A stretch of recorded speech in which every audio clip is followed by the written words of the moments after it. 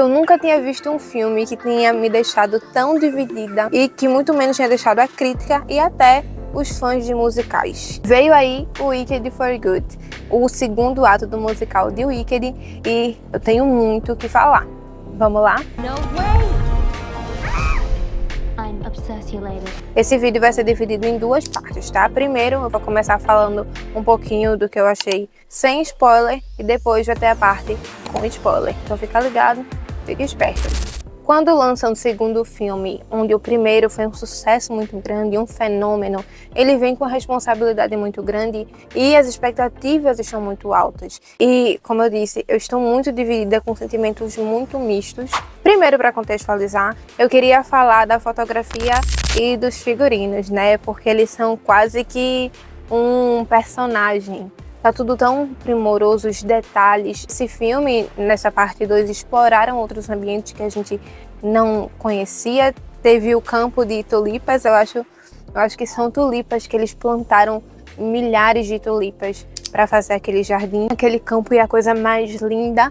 Mas uma coisa que me chamou a atenção, tanto no figurino quanto na fotografia, é que o visual, né, no caso o estilo visual, né, o design narrativo visual, que comunica o amadurecimento dos personagens. Então as cores que eles estão usando são mais escuras, são mais densas. Tanto a Elphaba, ela tá usando peças muito mais escuras, a atmosfera ao redor dela parece muito mais sombria. Inclusive a Glinda, ela usa cores roxas, cores mais fortes. E isso diz muita coisa, né? A gente vai acompanhando o amadurecimento dos personagens. Eu achei isso muito interessante, porque visualmente o filme ele é impecável. I have no plan. Well, I do. Oh, thank God.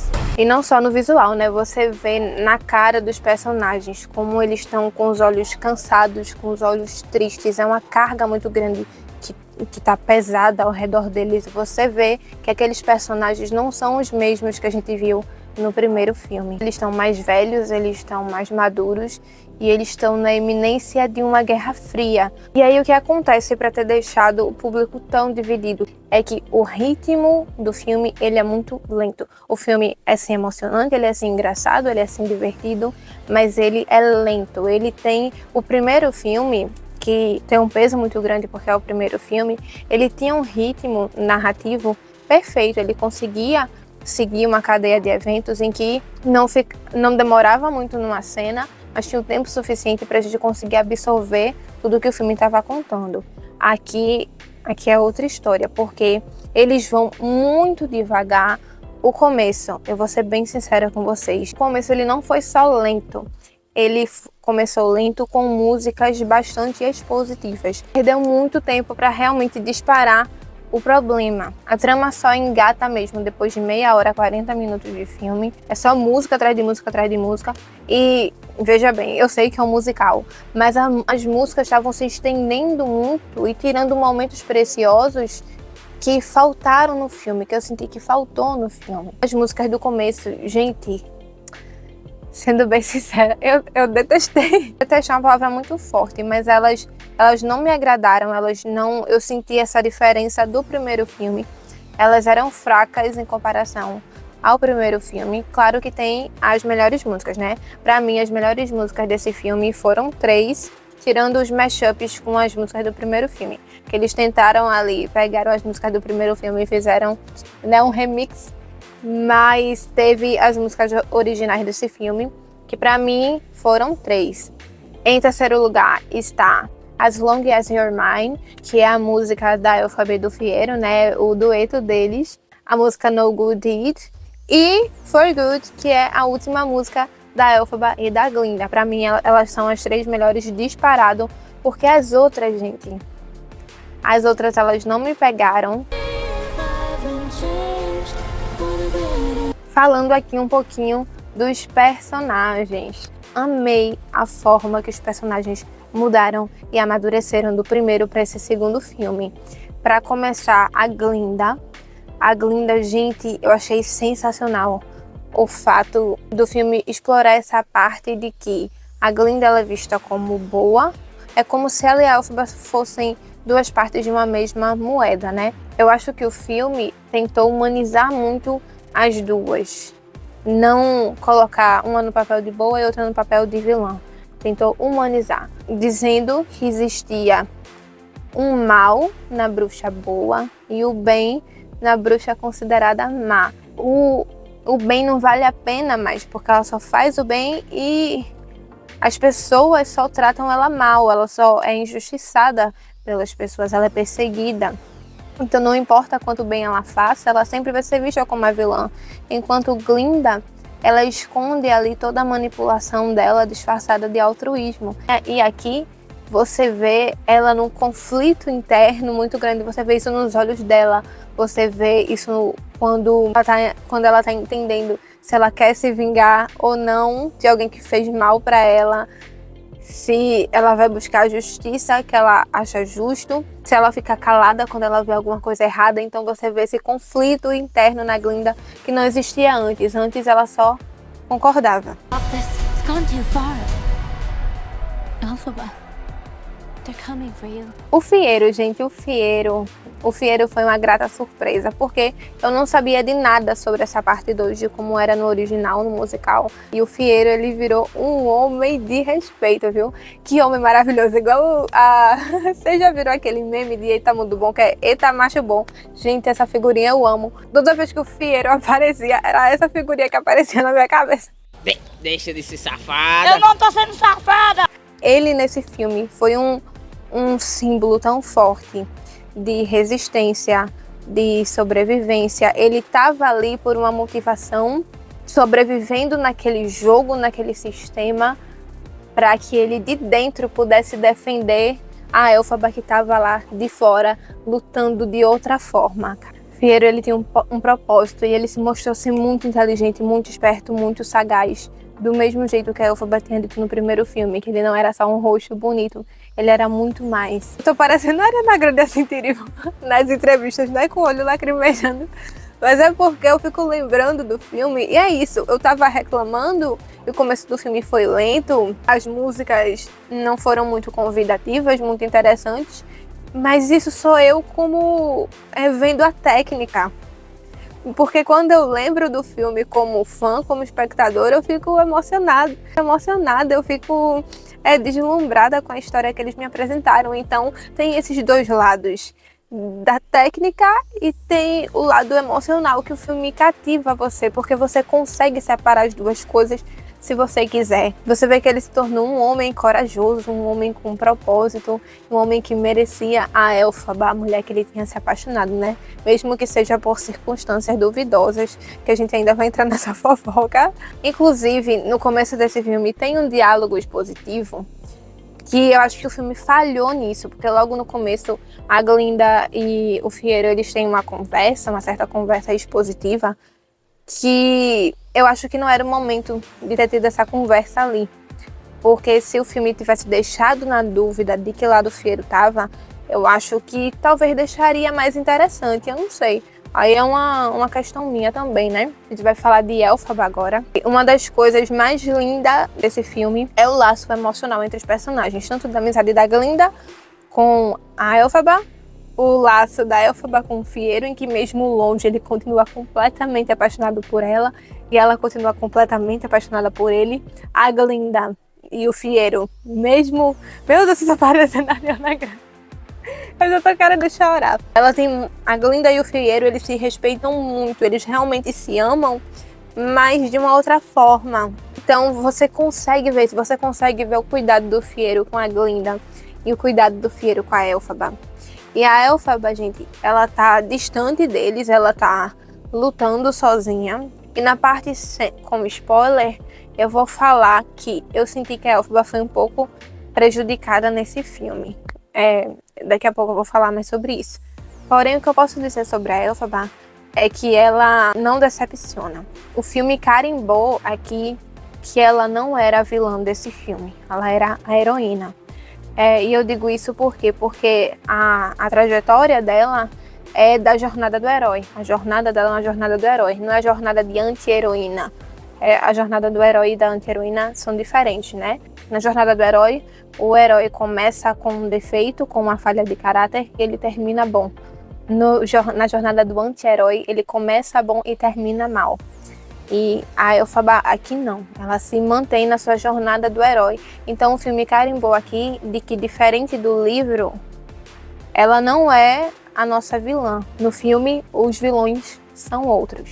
Inclusive, eu queria falar um pouquinho aqui sobre as conexões que o filme fez com o Mágico de Oz, que eu achei incrível, tá? O filme, ele conseguiu fazer essas conexões encaixarem perfeitamente com que os eventos desse novo filme com os eventos do clássico fossem respeitados e mantidos. Então, mesmo com a história da Elphaba sendo diferente, sendo atual, eles conseguiram deixar a lógica de uma forma que fizesse sentido e que não desfizesse a história do Mágico de Oz que a gente conhecia. Foi uma coisa que eu amei, de como se encaixou as histórias, mesmo tendo sido escritas em épocas diferentes e em contextos diferentes, e o filme conseguiu trazer aí uma explicação e uma profundidade para uma história tão conhecida que a gente conhece há muito tempo.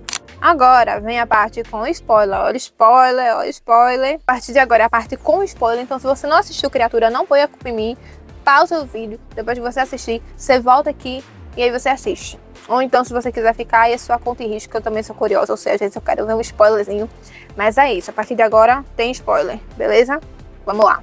Primeiramente, quando eu disse que a trama tinha muitas fragilidades, o que eu quis dizer com isso? Vamos lá, agora é que eu vou chutar o balde, agora vocês não estão prontos para todos os insights que eu tive enquanto eu estava pensando sobre esse filme. Uma coisa que eu senti muito foi que esse filme fragilizou as motivações da Elphaba.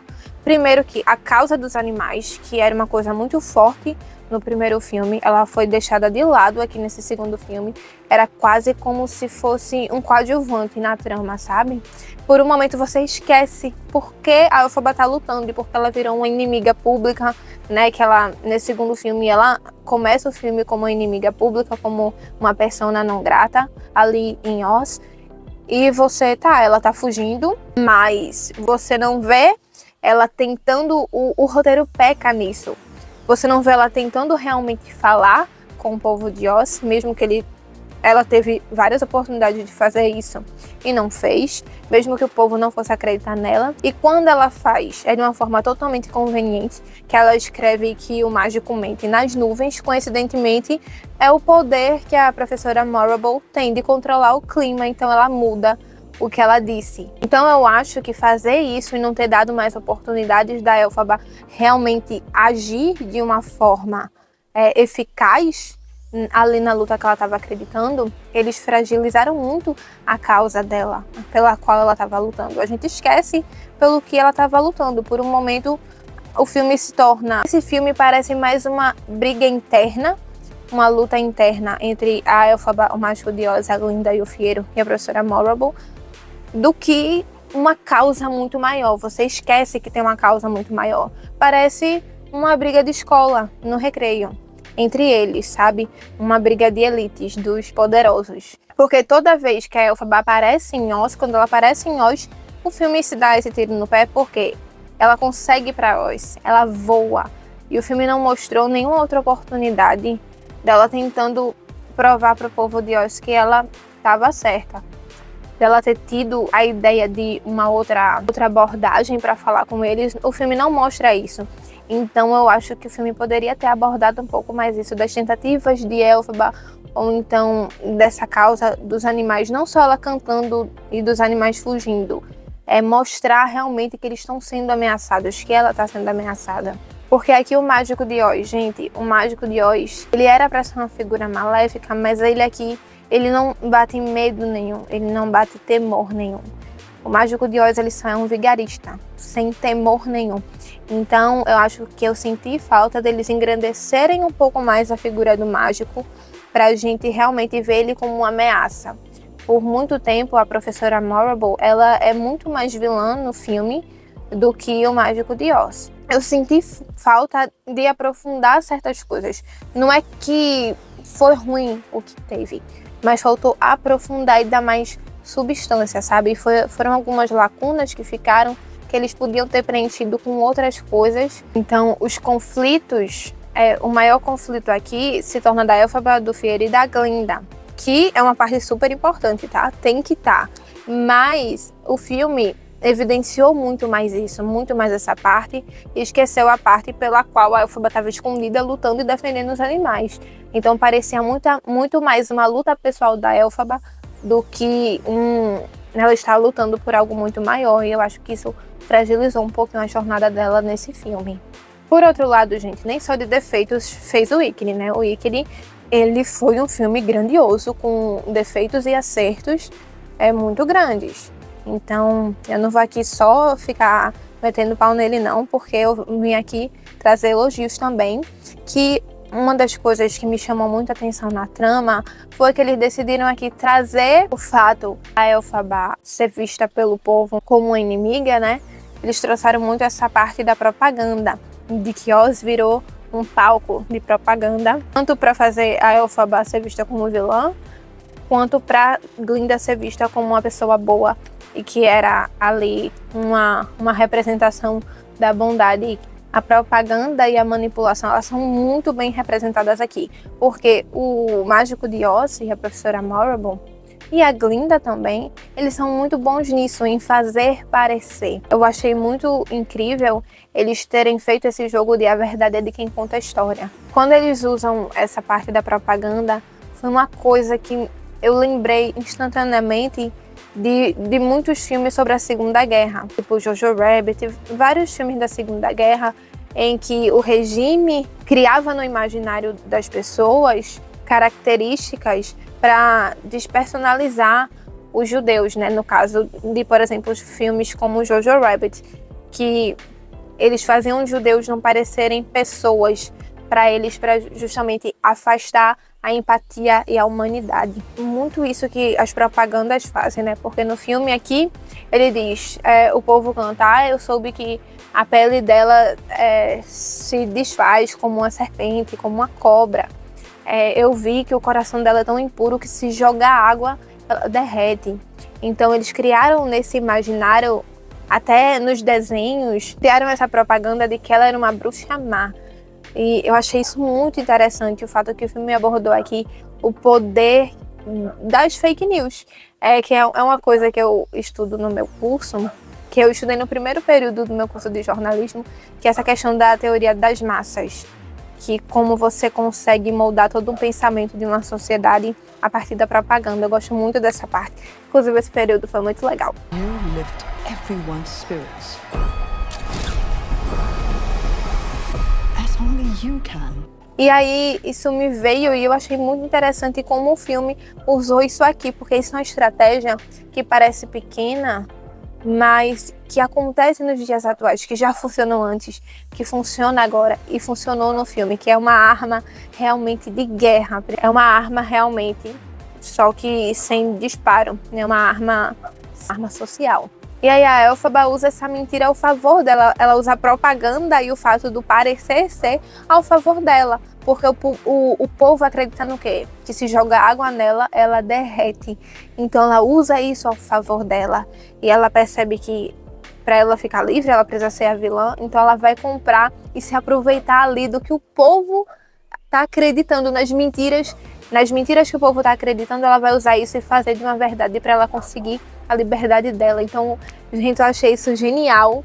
E o fato que eles conseguiram unir isso, uma coisa tão atual, com uma coisa que tinha sido dita lá no filme, no clássico, né, no Mágico de Oz. Eu achei isso sensacional. Inclusive, quando eu tinha dito aqui que o filme ele decidiu humanizar muito a Glinda e a Elphaba, nenhuma das duas era uma vilã, que o mal e o bem existiam nas duas porque elas faziam boas escolhas e escolhas erradas. Então, no final, a gente tem duas personagens muito complexas que falham e que acertam o tempo todo. Isso me fez pensar porque quando o livro do Mágico de Oz foi lançado, a gente não tinha esse ideal que a gente tem hoje de fazer filmes em que os protagonistas são os vilões. Porém, isso é uma coisa muito nova. Quando o livro lançou, o livro de Wicked, a Elphaba no livro de Wicked é uma vilã. Realmente ela é má, ela não se importa com as pessoas, Elphaba é a vilã de Wicked no livro. Porque no tempo em que o livro foi escrito, a gente tinha uma outra forma de pensamento, uma outra forma de ver os vilões. E aí o que acontece? Que a origem da palavra vilão vem lá na época do feudalismo. Porque o que acontece? Existiam os feudos, né? Em que morava ali a população nos feudos. Eles eram protegidos pelo senhor feudal e pela igreja católica. Quem morava fora desses feudos, eles moravam nas vilas. Então eles eram vilões. E para as pessoas que moravam dentro dos feudos, que eram protegidos pelo senhor feudal e pela igreja católica, eles viam esses povos, os vilões, como um povo cheio de vícios e de pecados. Então eles eram vilões. A partir dessa visão de que foram criados os vilões, foram se criando, né, nas histórias clássicas, principalmente Disney, ou nos filmes mais antigos, aquele vilão caricato, que eles têm uma aparência feia, horrenda, né? Eles acreditavam que o que era mal era feio, e o que era bonito era bom, o que era bom era belo. Então, por isso que a Elphaba, ela nasce verde, ela nasce diferente de todo mundo, e Glinda é vista como um poço de bondade, porque quando o livro de Wicked foi criado, eles acreditavam que o vilão, esse personagem cheio de vícios, tem que estar na balança com esse outro personagem que é bom, belo, e cheio de virtudes. Então, essa briga entre o bem e o mal, que acontece, há muito tempo atrás. Então, a lógica do livro e a lógica do filme, elas estão em temporalidades totalmente diferentes. É essa dicotomia, né? E eu achei simplesmente maravilhoso, gente, como isso deixou muito mais complexo o fato da Elphaba não ser a vilã aqui. Ela é a protagonista, ela é a heroína. E, como ela diz, é só outro ponto de vista, outra forma de ver as coisas. Vamos falar da cena da floresta? Deixa de ser safada. Eu não tô sendo safada! Vamos falar da cena da floresta? Eu tava esperando essa cena, gente. Ela foi muito melhor do que eu tava esperando, porque ela foi construída junto com a música de uma forma tão sensacional. A música, ela entregou tudo. Ela entregou a sensibilidade, o romantismo, a vulnerabilidade que a Elphaba não podia ter, porque ela sempre tinha que estar lutando, tipo armada, sabe? Com a guarda armada o tempo todo. E com o Fiyero não. É todo esse momento, tirando a parte do chifre, né? O desenvolvimento do casal é a coisa mais linda. Como eu disse, o desenvolvimento do Fiyero faz toda a diferença aqui. Porque ela viu que ele não era a mesma pessoa. E isso engrandece muito mais a cena. As partes dessa música, por isso que eu disse que essa é uma das melhores músicas do filme. A letra dela, ela diz muito. Eles falam que, tipo, nada mais importa enquanto aquele momento durar, enquanto eles forem um do outro. E ele fala que ele não sabe como foi, mas que ela lançou um feitiço nele, que ele não é a mesma pessoa. Então, o desenvolvimento desse casal foi uma das melhores coisas. Ver como o Fiyero estava disposto a lutar por ela. Gente, eu me arrepio todinha. Quando ele é sequestrado, ela faz o feitiço. Ela grita o nome dele, e o feitiço é pra... Ela não se importa com o feitiço que ela tá colocando, ela só se importa que ele não morra. E quando ele volta, ele vira um espantalho, né? E ela não se importa porque... Ai, meu Deus! Ela não se importa porque tem a cena... Na cena da floresta, né? Na cena da floresta. Ele diz que ela é linda e ela fala, não minta pra mim, você não precisa mentir. Aí ele fala, não é mentir, é só olhar de uma outra forma. Ela fala isso pra ele também, porque agora eles são iguais de um jeito, sabe? For a while there, I thought you changed. I have changed. Porque eles enxergaram a beleza um no outro. A beleza tá no amor deles, sabe? E isso não mudou, mesmo com as diferenças dela. E agora o fato dele ser um espantalho. Apesar que eu tenho que pontuar aqui que espantalho feio, minha gente. Que maquiagem feia foi aquela que fizeram com o Jonathan também. Ele era tão lindo. Deixaram ele ali com trejeitos humanos e meio espantalho. Eu sei que não deve ser fácil de fazer, né? Eu tenho que calar minha boca, porque vai fazer tu cão. O filme mostrou que o mágico e que a professora Morrible não tinha poder desde o princípio. Porque, gente, sabe o negócio do amadurecimento da Glinda?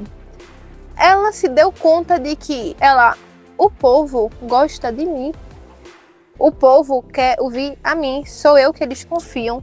Porque eu tô abaixando a cabeça pra vocês. Ela se tocou do poder que ela tinha e do poder que ela tinha para transformar aquilo, e é por isso que a Elphaba confiou nela. Que a Glinda tinha, ela via o potencial da Glinda. E aí por isso que a Elphaba foi embora em paz. Ela foi embora em paz porque ela sabia que Glinda ia fazer a diferença. Por um momento eu pensei, dava para ter feito isso o tempo todo. Sabe quando a solução podia, nos primeiros minutos de filme, dava para os letreiros ter subido? Mas aí eu percebi que não era só a jornada da Elphaba, era a jornada da Glinda também. Então, ao longo do filme, ela tinha que entender que ela não precisava se desmerecer porque ela não tinha poderes. Ela tinha um poder muito maior, ela só precisava enxergar isso. E aí, quando ela se deu conta, aí ela se impôs contra o mágico e contra a professora Morrible. E foi aí que a chave virou. Não gosto desse termo que parece de coach, mas a chave na cabeça de Glinda virou. E ela realmente se tornou a bruxa boa que ela só fingia ser. For both of us. Uma parte que me chamou muito a atenção na parte 2 de Wicked foi que quando a Elphaba tá indo pra Terra, além de Oz, com o Fieiro, e a Glinda vai pra aquele sótão onde fica o castelo do Mágico de Oz, na Cidade das Esmeraldas, elas cantam a música, né, For Good, elas têm uma reprise ali, então elas estão posicionadas como se fosse uma pra frente da outra, mesmo em lugares diferentes. E se você perceber, quando a Glinda chega ali no topo, tem um arco-íris entre Oz e aquela massa cinzenta que é a Terra além de Oz. Eu já me arrepiei toda e comecei a chorar, me emocionar. E aí começou a tocar na minha cabeça Somewhere over the rainbow. Que aí, porque ela estava, a Elphaba e Fieiro estava além do arco-íris. Gente, isso é muito lindo. E aí fez todo sentido. Elas nunca mais iam se ver. Glinda não sabia que a Elphaba estava viva e Fieiro, mas ela estava lá além do arco-íris. Eu não sei se quando o livro de magia da Elphaba brilhou, a Glinda soube que ela estava viva. A gente nunca vai saber. Eu só sei que eu me acabei de chorar dessa parte. Eu só chorava.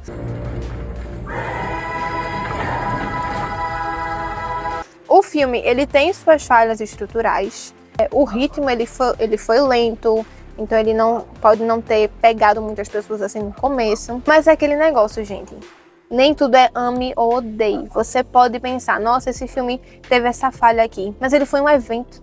Ele foi emocionante, ele foi divertido. A briga de Elphaba e de Glinda. Minha gente, isso só o Wicked pra nos proporcionar. Minha gente, quando Glinda falou, parece que muita gente está roubando o que é dos outros por aqui. Gente, foi um berro na sala do cinema. O deboche da gata, a gata reagiu. Ela até agora estava levando o chifre. Aí ela reagiu, pegou o cropped dela. Esse momento foi maravilhoso. O filme teve suas fragilidades, mas ele se bastou. O evento valeu. Ele conseguiu trazer uma história consistente, uma história cheia de significado, com momentos icônicos e com um fechamento digno até. Sabe, ele não deixou nenhuma lacuna solta, ele conseguiu fazer um fechamento onde tudo se encaixava no final. Eu acho que é isso que importa no final das contas. Sabe quando eu falei que a parte que estava falando dos erros era a minha parte técnica, mas a parte que estava emocionada era a minha parte fã? Porque é isso. Você consegue aproveitar o melhor dos dois mundos. Foi simplesmente uma experiência maravilhosa. Eu espero que todos vocês tenham tido ela, mesmo quem não gostou, que tenha sido contemplado com essa magia, sabe?